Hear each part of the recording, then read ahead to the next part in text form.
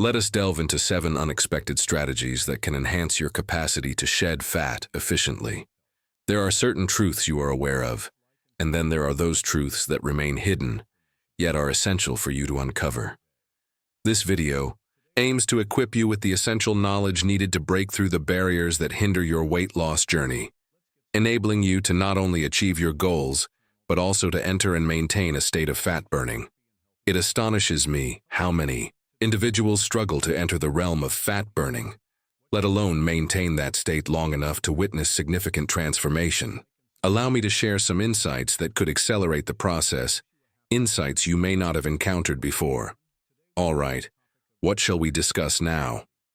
We are discussing the journey from your current state to a more desirable scenario. Many individuals find themselves in a state where they are merely fueled by blood sugars, you see? They are merely drawing upon the reserves of sugar in their liver, oscillating energetically, up and down, up and down. They aren't accessing the fat, which is where the reserve of energy resides. An average slender individual possesses more than 100,000 calories of stored fat within their body. If you could access that consistently, your energy would be remarkably steady and delightful.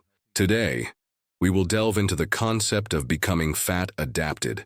We're not merely discussing a brief 3-day period for your body to begin burning ketones, understood? That contrasts with being in a state of complete fat adaptation. Regrettably, it requires a bit more time. The journey to reach that destination typically spans a period of 1 to 3 months. However, I am about to share some crucial insights that may very well astonish you and help accelerate the process. Before we embark on this journey, it's crucial to grasp how we can determine if we are indeed fat adapted. Wouldn't you agree? There are numerous elements that warrant your attention. First and foremost, you find yourself capable of enduring extended periods without food. Your hunger seems to have diminished. Your desire for food is fading. Understood? That is the first point. Secondly, the absence of carbohydrate cravings will simplify adherence to the program, as the lack of such desires makes it much easier to stay on track. Honestly, when cravings strike, it's hard to fathom how anyone can adhere to any plan. Their existence is destined for misery, and the allure of temptation will surely lead them astray. The third factor, as I have already noted, is energy. Your energy will not fluctuate erratically. It promises to be remarkably stable and consistent, and you'll find yourself brimming with energy. What is the reason behind this? As you burn fat, calories. It's important to note that a fat calorie contains more than twice the energy of protein or carbohydrates. When you tap into fat, you are essentially unleashing a greater reservoir of energy, making your body operate with enhanced efficiency. It is essential to understand that your body is inherently crafted to burn fat rather than depend on glucose. Around the clock, regardless of what some may assert about the brain's need for glucose and so forth, your body can effortlessly generate any glucose it requires. The process is known as gluconeogenesis. The term gluconeogenesis refers to the process of synthesizing glucose anew from various sources, including proteins, fats, and ketones. The glucose that fuels your brain, though only a fraction of its needs, doesn't necessarily have to originate from dietary sources of glucose. Very well, number 4. You shall experience heightened mental activity. In other words, you will find yourself more focused. You will find yourself more focused. You will unleash greater creativity. You will find yourself accomplishing more tasks. Your capacity for learning will undoubtedly be elevated. Number 4 focuses on cognitive function. But it's worth noting that your mood will also experience an uplifting boost. Embracing fat adaptation truly elevates your experience. Your mood has improved significantly, with reduced feelings of depression and anxiety, leading to an overall sense of well-being. Indeed, point number 5 highlights that you will experience increased endurance during your workouts. When you become fat adapted, your capacity to produce energy and sustain a particular level of physical activity will be significantly improved. If you haven't become fat adapted and you engage in exercise, be prepared to deplete your glucose reserves quickly, as our bodies do not retain a significant amount of glucose. When individuals engage in exercise and encounter a wall or begin to feel fatigued, it is often a result of depleting their glucose reserves. However, once you have acclimated to burning fat, your endurance can extend significantly. Lastly, your sleep will indeed be improved. Indeed, the requirement for sleep diminishes, albeit slightly, and you may discover that you require a touch less rest. Indeed, that is the indication of our entry into fat adaptation. Numerous variables influence your metabolism and your capacity to burn fat. However, what I seek to understand at this moment, please share your thoughts in the comment section, is which of the 15 factors do you find most challenging to alter? Which of these factors do you believe is beyond your control? That is precisely what I seek to uncover. Now, let us delve into the list. First and foremost, we must consider genetics, your very own genes. Secondly, your age. Now, let's turn our attention to the third point, your environment. Fourthly, consider your food, your diet.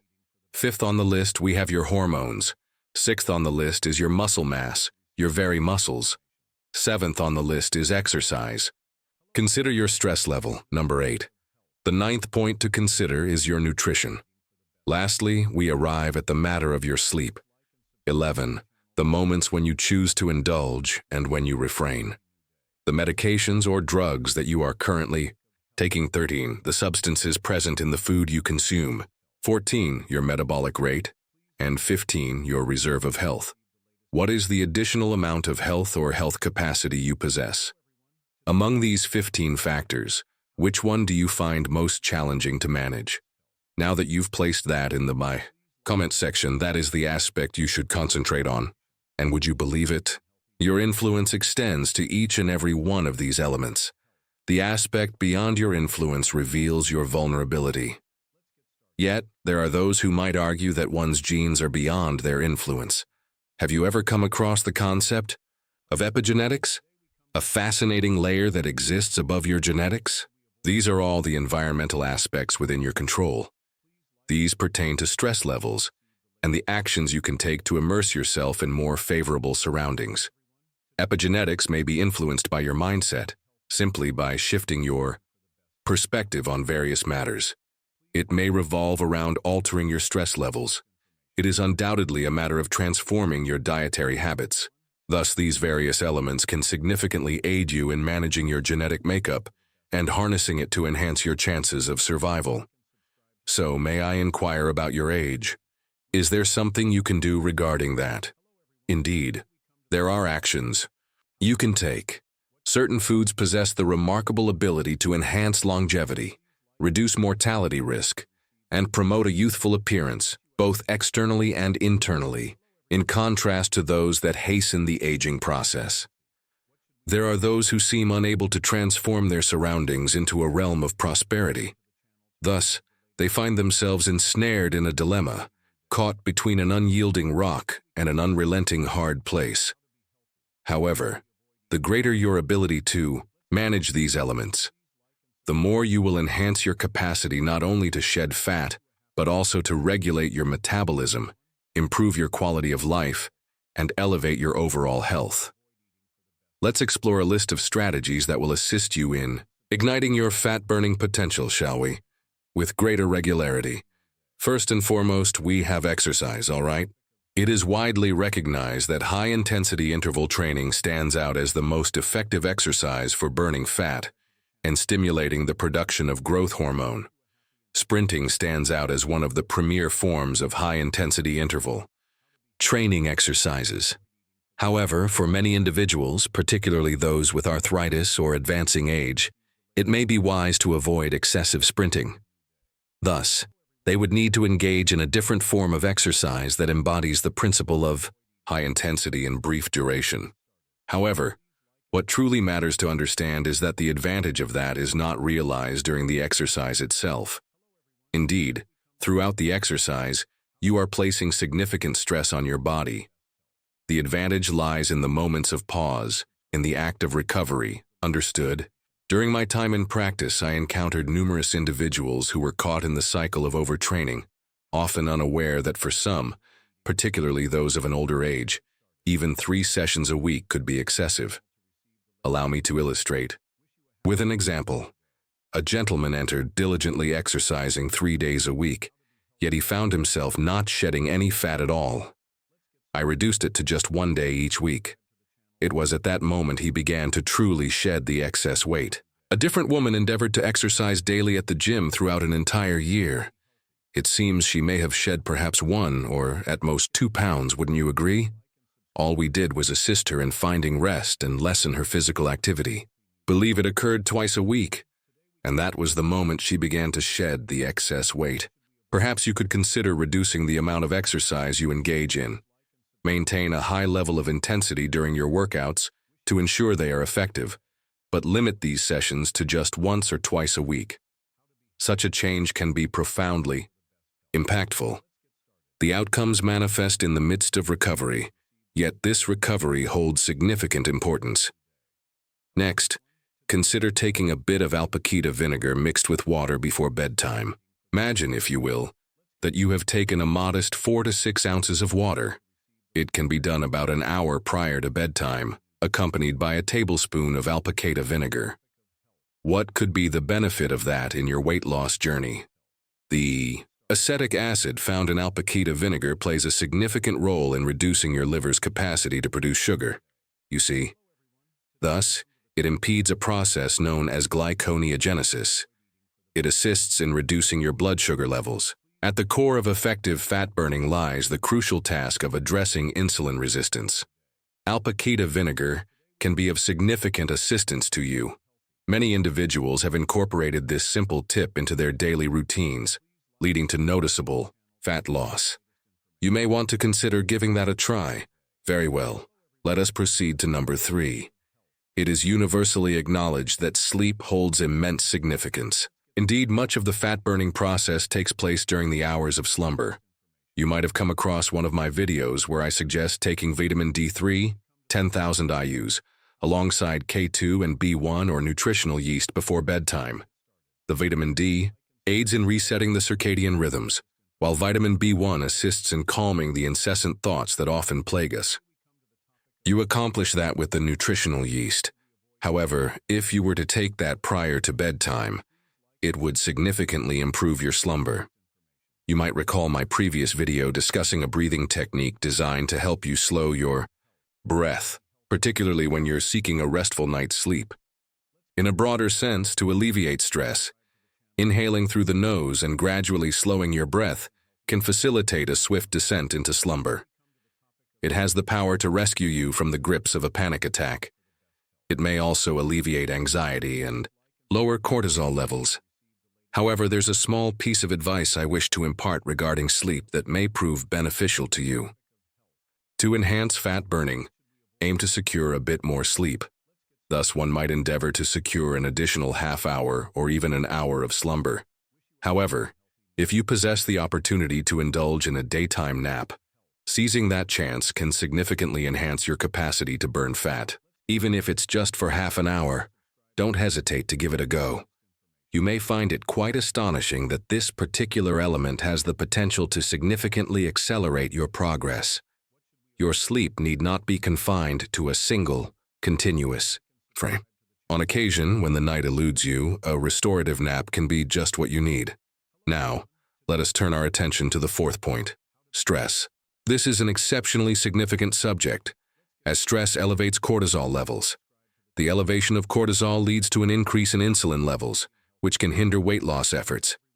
It's likely you're aware that taking long walks in nature offers profound benefits, as it allows you to escape the confines of your thoughts, providing a sense of space and significantly reducing stress levels. Nutritional yeast is known to contain B1, which can be particularly beneficial for alleviating nervous tension and anxiety.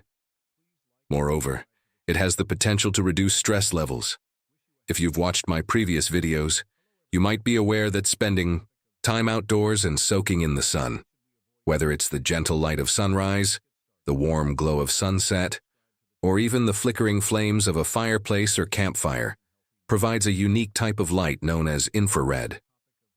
This light boosts melatonin levels, even during daylight hours, acting as a potent antioxidant that can enhance your sleep at night. It may also assist in reducing your stress levels. You might have come across that video. If you haven't yet, you absolutely must take a look at that one. But that's not the main point. The insight here is that engaging in physical tasks around the house, particularly in the yard, holds greater significance for stress reduction than traditional exercise. Routines. If presented with the choice between the two, one would find that physical work undoubtedly surpasses physical exercise, particularly for its ability to liberate you from the relentless cycle of problem-solving that often consumes your thoughts. Engaging in physical work serves as an excellent means to redirect your focus away from life's challenges and immerse yourself in a tangible task. Whether it involves fixing, repairing, or cleaning, these activities provide a constructive outlet that can alleviate stress and foster a sense of accomplishment. All right. Number 5. Maintain unwavering consistency with your low-carbohydrate intake. Understood? Each week I host a live show, and without fail, I observe that even those who achieve remarkable success can occasionally hit a standstill. Often it ultimately comes down to this singular aspect. They remain unaware that even a small indulgence in carbohydrates or straying from the regimen too often, no matter how minor, can significantly undermine their progress. An excellent assessment known as A1C could be conducted. The appeal of that test lies not solely in its ability to reveal your risk factors for diabetes. It merely presents an average of 3 months' worth of blood sugar readings. You might check your levels today, indulge in a small amount of carbohydrates tonight, and find your readings skewed. Yet in 2 days, a subsequent check could reveal a more favorable indicator. However, the A1C test will truly disclose whether you've been unfaithful or inconsistent, as it assesses the average over 3 months, encompassing all those indulgent days. Maintaining unwavering consistency and resisting even the slightest temptation of carbohydrates can significantly benefit you. Frequent concessions may very well be the culprit behind your struggles with fat loss. All right, number 6 pertains to intermittent fasting, understood? This advice may prove beneficial to you. At the outset of fasting, I consistently suggest increasing your fat intake, particularly towards the conclusion of your meal. Will you be shedding more pounds now? No. As you're consuming a significant amount of fat, your body will need to metabolize that, utilizing it for energy while relying less on your own fat reserves. The initial aim of incorporating fat into your diet at the start of this program is to extend your fasting duration, allowing you to go longer periods without food. It is during this time that much of the enchantment unfolds, not merely through the reduction of calories or the myriad advantages of enhanced cognitive function and weight loss, but in addressing the fundamental issue at hand: insulin resistance. The extended duration of fasting leads to a diminished stimulation of insulin within our bodies. The enhancement of insulin receptors leads to improved functionality and heightened receptiveness, ultimately accelerating our journey into fat adaptation and fostering a more efficient metabolism. At the outset of this program, an increase in fat intake is encouraged. However, as you transition into a state of being more fat adapted, marked by enhanced indicators such as prolonged periods without hunger, the absence of cravings, and a boost in energy levels, you will then begin to reduce your fat consumption. Let me clarify. I'm not referring to embarking on a low-fat diet. I am referring to the omission of extra fat. I'm referring to the decision to forgo the MCT oil, to skip the generous handful of nuts post-meal, and to avoid those keto desserts like the indulgent fat bombs. The reason for this is clear. It compels your body to tap into its fat reserves even more effectively, a process it is already engaged in, and it becomes simpler since your body has already adjusted to this state. At the outset of the program, increase the fat intake. As you progress through the program, typically around the 1 to 3 month mark when you've achieved fat adaptation, it's time to consider reducing your fat intake. Upon reaching your desired weight, you may incorporate additional fats to help sustain that achievement. However, I must emphasize that I never wish for you to adopt a low-fat approach, and I certainly do not want you to dip below 75 grams of fat each day. Very well, moving on to number 7. This piques my curiosity. I've observed that in America, at least, when individuals travel to Europe and maintain their calorie intake, they often consume more, yet frequently end up losing weight. What is the reason for that? In certain European countries, there exists a greater abundance of nutrient-dense foods compared to America. Wouldn't you agree?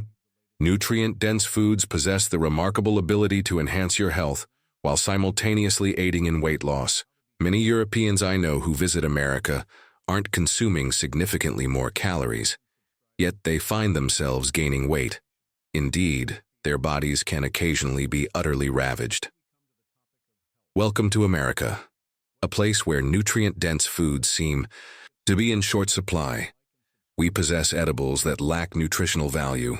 When certain individuals suggest that you can follow a dirty keto approach, implying that the quality of food is irrelevant as long as you hit your macros, it's important to understand that this guidance may not be the most sound. Embracing a healthier iteration of the ketogenic diet involves incorporating high-quality, nutrient-dense foods into your regimen. This approach, I believe, offers sound guidance. Now that you have this extra information, kindly note in the comment section the areas you believe you should focus on, as this could potentially be beneficial for you. If you haven't had the chance to watch it yet, I highly recommend checking out this insightful video on melatonin. Take a moment to explore it now.